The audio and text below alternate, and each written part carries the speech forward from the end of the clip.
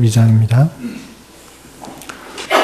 성탄절을 준비하면서 예수님 탄생 기사를 읽어가고 있습니다. 어제는 마태복음 1장을 읽었는데 오늘은 마태복음 2장입니다. 신약성경 마태복음 2장 1절부터 23절 길게 되어 있는데요.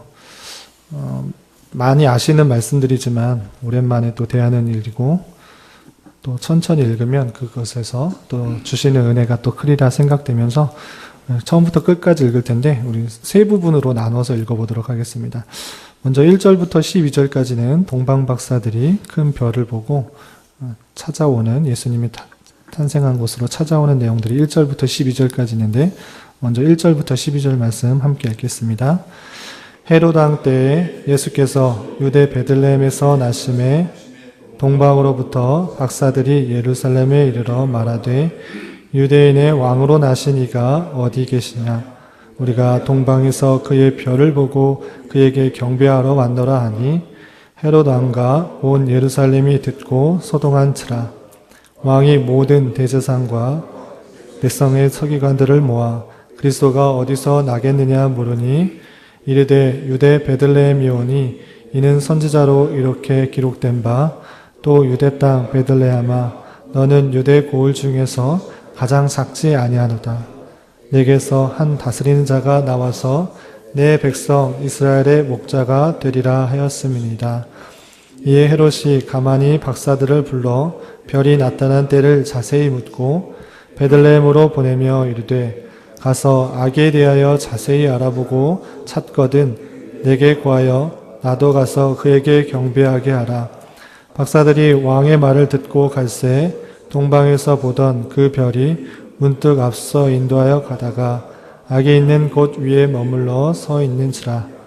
그들이 별을 보고 매우 크게 기뻐하고 기뻐하더라. 집에 들어가 아기와 그의 어머니 마리아가 함께 있는 것을 보고 엎드려 아기께 경배하고 보배압을 열어 황금과 유향과 모략을 예물로 드리니라. 그들은 꿈에 헤롯에게로 돌아가지 말라 지시하심을 받아 다른 길로 고국에 돌아가니라. 13절부터 18절까지는 헤롯이 왕이 탄생했다는 이야기를 듣고 죽이려는 그런 괴계를 꾸미게 되고 예수님의 가족이 애굽으로 피하는 그런 장면이 나옵니다. 13절부터 18절까지 함께 읽겠습니다. 그들이 떠난 후에 주의 사자가 요셉에게 현몽하여 이르되 헤롯이 아기를 찾아 죽이려 하니 일어나 아기와 그의 어머니를 데리고 애굽으로 피하여 내가 내게 이르기까지 거기 있으라 하시니 요셉이 일어나서 밤에 아기와 그의 어머니를 데리고 애굽으로 떠나가 헤롯이 죽기까지 거기 있었으니 이는 주께서 선지자를 통하여 말씀하신 바 애굽으로부터 내 아들을 불렀다함을 이루려 하심이라. 이에 헤롯이 박사들에게 속은 줄 알고 심히 노하여 사람을 보내어 베들레헴과 그 모든 지경 안에 있는 산의 아이를 박사들에게 자세히 알아본 그때를 기준하여 2살부터 그 아래로 다 죽이니 이에 선지자 예레미야를 통하여 말씀하신 바 라마에서 슬퍼하며 크게 통곡하는 소리가 들리니 라헬이 그 자식을 위하여 애곡하는 것이라. 그가 자식이 없으므로 위로받기를 거절하였다 함이 이루어졌느니라. 이제 헤롯이 죽이려고 했던 그런 모습들이 다 지나고 오히려 헤롯이 죽은 이후에 하나님께서 예루살렘에 다시 예수님의 가족을 다시 나사렛으로 이동할 수 있도록 하는 내용들이 19절부터 23절까지 나오게 됩니다. 마지막까지 함께 봉독하겠습니다. 헤롯이 죽은 후에 주의 사자가 애굽에서 요셉에게 현몽하여 이르되 일어나 아기와 그의 어머니를 데리고 이스라엘 땅으로 가라.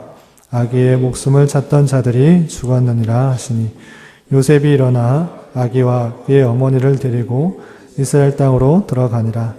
그러나 아켈라오가 그의 아버지 헤롯을 이어 유대의 임금됨을 듣고 거기로 가기를 무서워하더니 꿈에 지시하심을 받아 갈릴리 지방으로 떠나가 나사렛이란 동네에 가서 사니 이는 선지자로 하신 말씀에 나사렛 사람이라 칭하심을 이루려 함이라. 아멘. 이 시간에도 여기까지 나오신 여러분들 위해 하나님의 크신 은혜가 함께하기를 진심으로 기원합니다. 예, 성탄절이 얼마 남지 않았습니다. 성탄절을 준비하면서 많이 연말이라서 분주하고 또 들뜬 마음, 또 성탄의 여러 행사들을 준비하면서 분주한 것들이 많이 있는데, 그런 마음들, 물론 여러 가지 것들을 준비하는 것들, 또 마무리하는 것들 중요하지만, 성탄의 계절을 맞이하여서 주님께서 이 땅에 오신 이유와 목적들, 그것이 얼마나 기쁘고 감사한지를 조용히 묵상하면서 그 의미들을 잘 되새기는 것들이 참 중요하다 생각합니다.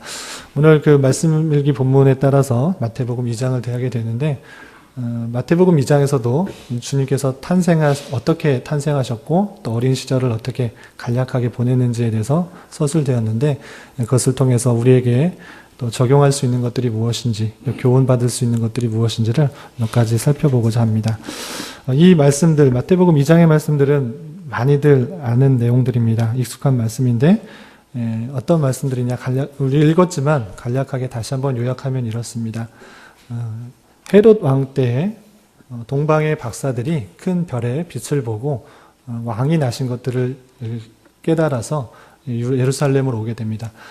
동방의 박사들은 왕이 나신다 이렇게 생각했을 때 당연하게 자연스럽게 예루살렘에 있는 왕궁에서 날 것이다 생각하고 동방의 박사들은 왕궁으로 찾아가게 됩니다. 그렇지만 왕궁에는 아이가 난 사실이 없고요. 헤롯이 유대인의 왕이 났다는 그런 소식을 듣고 서기관들을 불러 선지자들이 어떻게 왕이 났는지를 묻게 됩니다. 그러자 서기관들은 베들레헴이라는 그런 작은 도시에서 왕이 날 것이다 라는 말을 하게 되고요. 동방의 박사들은 그 이야기를 듣고 왕궁을 떠나서 베들레헴으로 찾아가서 아기 예수를 만나게 됩니다.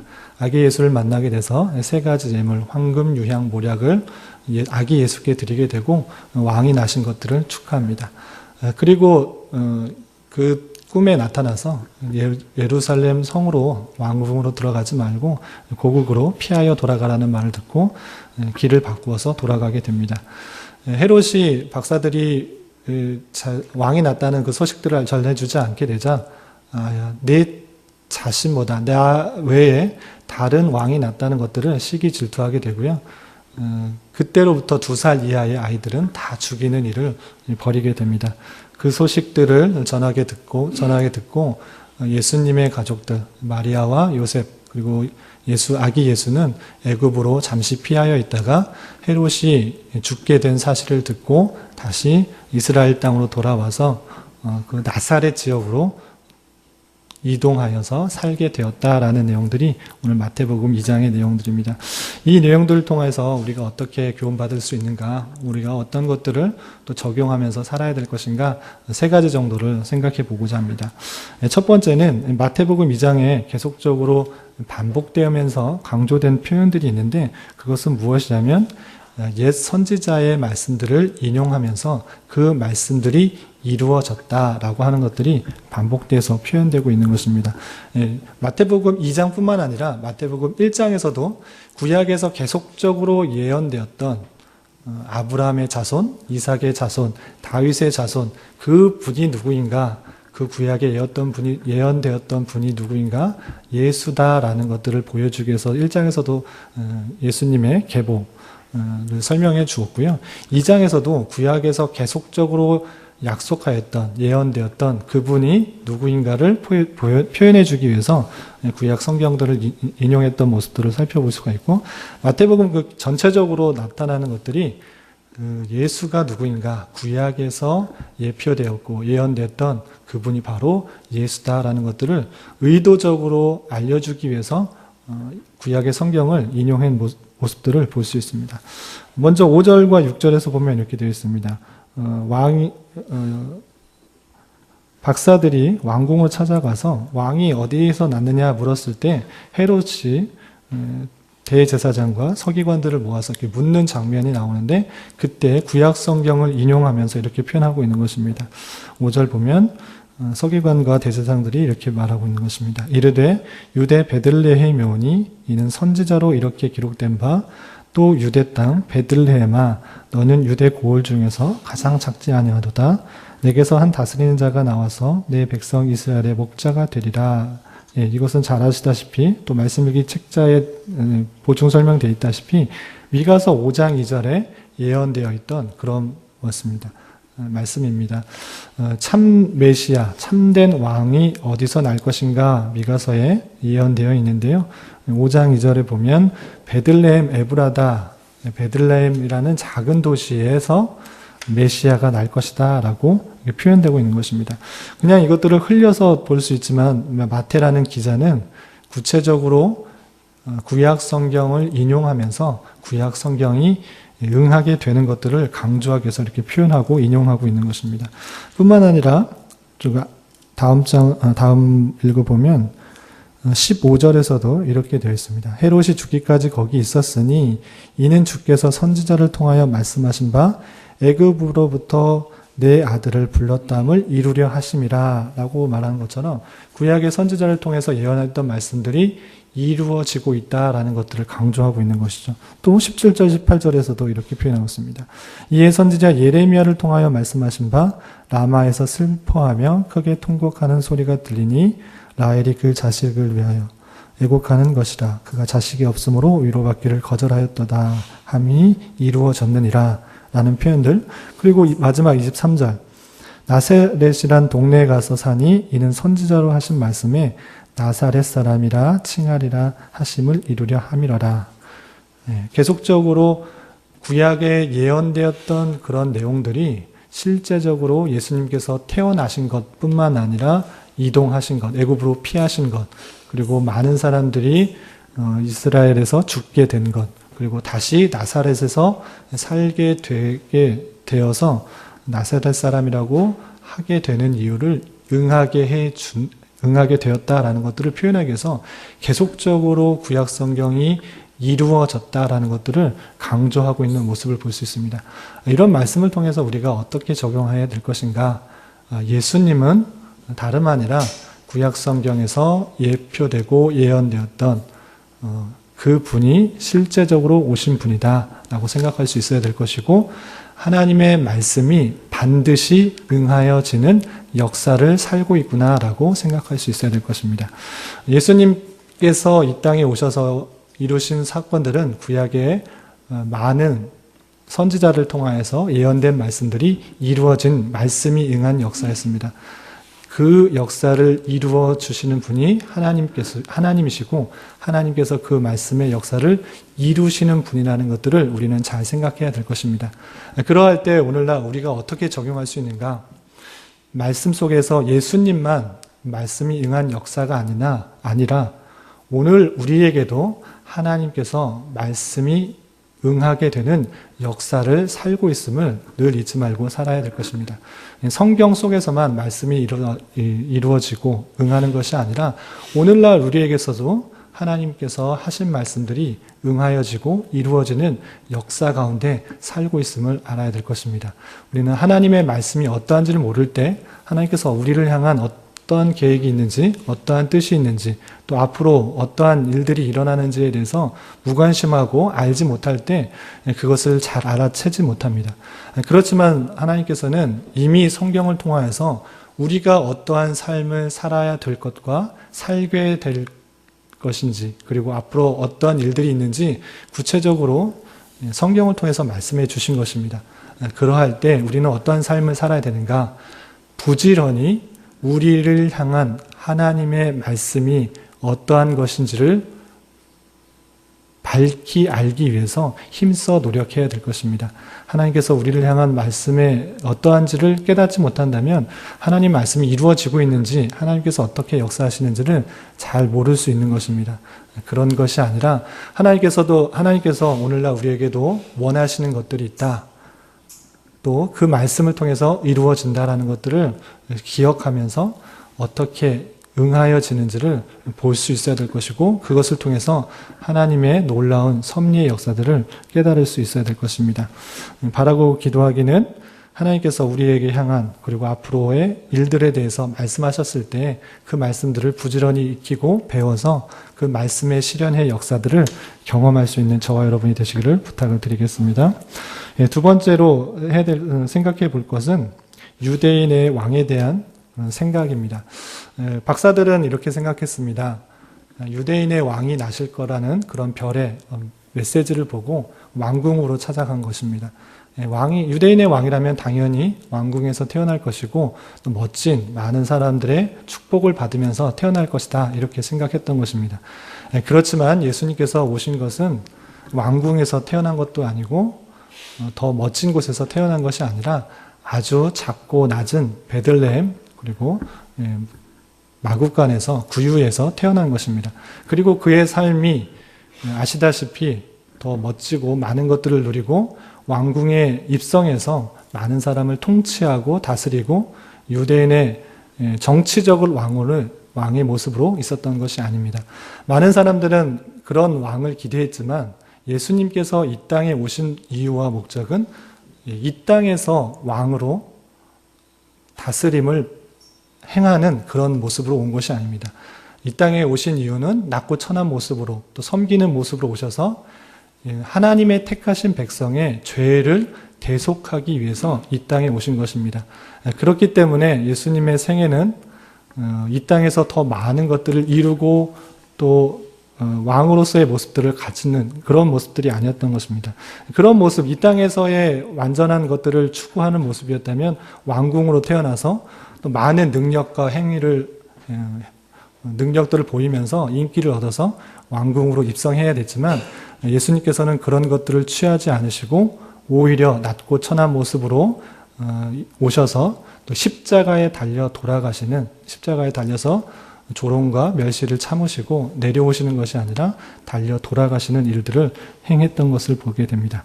그런 것처럼 예수님께서도 이 땅에서의 삶이 끝이 아니라 우리에게 영원한 삶의 이유와 목적을 알려주고 영원한 천국의 삶을 열어주시기 위해서 이 땅에 오신 것처럼 우리 또한 이 땅에서의 삶을 어떻게 살아야 될지를 고민하면서 준비해야 될 것입니다. 무슨 말이냐 하면 예수님께서도 영원한 삶을 위해서 우리의 죄를 위해서 십자가에 달려 돌아가시기 위해서 이 땅에 오신 것처럼 우리 또한 이 땅의 삶이 영원한 것처럼 삶을 살아서는 안 된다라는 것입니다. 이 땅에서의 삶은 한마디로 말하면 과정이요 훈련인 것입니다. 이 땅에서 많은 노력과 훈련을 통해서 많은 업적을 이루려고 노력하고 어떤 계획들을 이루려고 하는 데 있어서 노력하는 것이 중요하지 그 일의 성취가 중요한 것은 아니다라고 할 수 있습니다. 우리가 많은 부분 실수하는 것이 무엇이냐면 내가 갖고 있는 계획들 또 목적들을 이루려고 결혼을 하거나 대학에 입시를 준비하거나 아니면 좋은 직장에 가려고 하거나 어떤 목표를 이루려고 하는 데만 그런 관심이 있지 그 과정에 있어서는 많은 부분 소홀한 것을 보게 됩니다. 이 땅에서 누릴 수 있는 것들, 이 땅에서 결과들은 하나님께서 은혜해 주셔서 될 수도 있고 안 될 수도 있는 것입니다. 이 땅에서 우리가 훈련해야 될 것, 또 연습해야 될 것은 무엇이냐면 과정, 자세인 것입니다. 어떠한 것을 이루려고 할 때 그것들을 얼마나 하나님의 말씀대로 또 순종하면서 살아가고 있는지, 훈련받고 연단받고 있는지를 과정으로서의 삶을 중요시 여겨야 할 것이라는 것입니다. 이 땅에서 무엇을 많이 누리고 또 영화를 얻고 내가 그것들을 이루어냈다라고 하는 그런 자부심으로 살아가는 것이 아니라 어떠한 일을 할 때 그 일을 하는 과정 속에서 하나님께서 원하시는 삶으로서 하나하나 준비해 나가고 순종해 나가고 또 준비해 나가는 하나님의 율법들을 하나님께서 원하시는 삶을 살아가는 과정으로서의 삶이 중요하다라고 할 수 있는 것입니다. 그래서 우리가 이 땅에서 살아갈 때 우리가 계획한, 우리가 목적한 높은 계획을 이루려고 하는 데만 목적을 두지 말고 그 과정을 이루려고 할 때 나는 어떠한 삶을 살아가려고 하는가, 그 과정을 통해서 하나님께서 우리를 성숙시키시고 훈련시키시고 연단시키신다는 사실들을 기억하면서 그 과정, 결과 또 목적에 이 땅에서의 결과 목적을 두는 것이 아니라 영원한 삶의 이유와 목적을 두고 날마다의 삶을 훈련하는 삶으로 살아야 될 것입니다. 그리고 마지막으로 생각해야 될 것은 예수님을 모신 자의 자세가 어떤가라는 것입니다. 여러분들 말씀일기 설교노트에도 교환에도 잘 나와 있다시피 예수님, 아기 예수님을 모신 예수님의 부모들은 마리아와 요셉은 핍박 때문에 어쩔 수 없이 죽음을 피하기 위해서 애굽으로 이동할 수밖에 없었고, 또 다시 돌아와서도 혹시나 하는 그런 마음 때문에 조그만 도시 또 변방에서 갈릴리 나사렛이라는 그런 도시에서 살 수밖에 없었습니다. 아기 예수님을 모시는 그런 삶은 왕으로 오신 예수님이지만 평안하고 안락하고 평탄한 길은 아니었습니다. 호강하였던 그런 삶이 아니었고 고난과 핍박을 당하였던 그런 삶이었습니다. 마찬가지로 주님을 모시는 우리의 삶은 어떠한가? 예수님을 믿고 늘 평안하고 안락하고 좋은 그런 호강하는 삶을 보장받는 것이 아니라 때로 예수님을 믿는다는 것이 조롱받는 일이고 핍박받는 일이고 또 고난받는 일일 뿐만 아니라 많은 사람들로부터 조롱받는 비난받는 그런 일이 될 수 있음을 알아야 될 것입니다.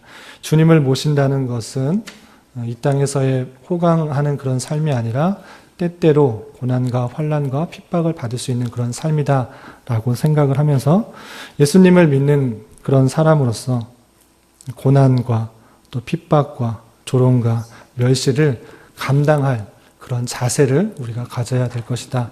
오히려 세상에서 주는 그런 비난과 핍박과 조롱, 멸시들이 우리를 훈련시키고 연단시키고 하나님을 더욱더 의지할 수밖에 없는 그런 수단으로 사용하시는 하나님의 섭리들을 다시 한번 생각해 보아야 될 것입니다. 이런 말씀을 대하면서 연말 또 성탄절을 준비하면서 주님을 모시는 우리의 자세는 어떠한가 생각해 보면서 하나님께서 이 땅에 오신 것들을 또 우리를 위해서 이 땅에 오신 것들을 감사하면서 이 땅에서의 하나님께서 원하시는 삶을 이루기 위해서 주님께서 인간의 모습으로 오신 것들을 기억하고요. 우리 또한 주님께서 원하시는 삶을 이 땅에서 잘 살아갈 수 있기를 더욱더 소망하면서 살아가야 될 것입니다. 이러한 은혜가 저와 여러분들 가운데 함께하기를 진심으로 기원합니다. 기도하겠습니다. 하나님 아버지, 오늘 말씀을 통하여 구약에 예언된 메시아가 이 땅에 오셔서 말씀을 그대로 이루신 모습을 살펴보았습니다.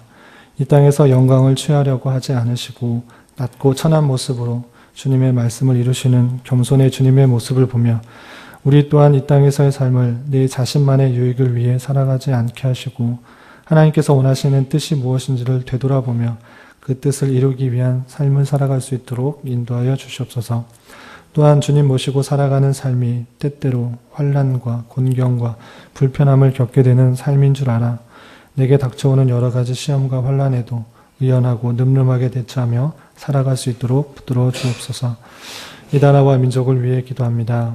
많은 어려움과 혼란한 상황 가운데 있는 우리나라 가운데 주님께서 긍휼을 베풀어 주셔서 하나님의 아름다운 통치와 은혜가 잘 드러나는 나라 되게 하여 주시고 특별히 이 땅의 교회가 주님의 진리의 말씀으로 바로 서서 어두워져가는 세상에 참된 빛을 비추며 올바른 삶을 통하여 부패한 세상 속에서 참된 소금의 역할을 잘 감당하는 은혜가 있도록 인도하여 주시옵소서. 담임 목사님, 신방포 중학교에서의 많은 사역들 잘 감당하게 하여 주심을 감사드립니다. 그의 노고를 위로하여 주시고 영육간에 강건하여서 앞으로의 사역들에도 큰 은혜가 있게 하여 주시옵소서. 후임으로 청빙된 김지훈 목사님에게도 함께하여 주셔서 변화의 시기에 주님의 교회에 여러 가지 필요한 것들을 잘 분별하여 주님께서 주신 말씀으로 잘 세워갈 수 있도록 인도하여 주시옵소서. 교회 내 여러 중직자들과 임직 예정자들에게도 맡겨진 일들을 성실함과 겸손함으로 잘 섬겨 사랑과 존경을 받으며 믿는 자의 본이 될 수 있도록 인도하여 주시옵소서. 교회 내 여러 병역자들이 있습니다. 주님께서 친히 위로하여 주시고 주님의 선하신 인도하심을 날마다 경험하며 평강 가운데 감사의 고백이 끊이지 않게 하여 주시옵소서. 주님, 이 시간에 계속해서 각자 간구하는 음성 주님께서 들으시고 주님의 뜻 가운데 가장 선한 것들로 열매 맺게 하여 주시옵소서. 예수님의 이름으로 기도드리옵나이다. 아멘. 하늘에 계신 우리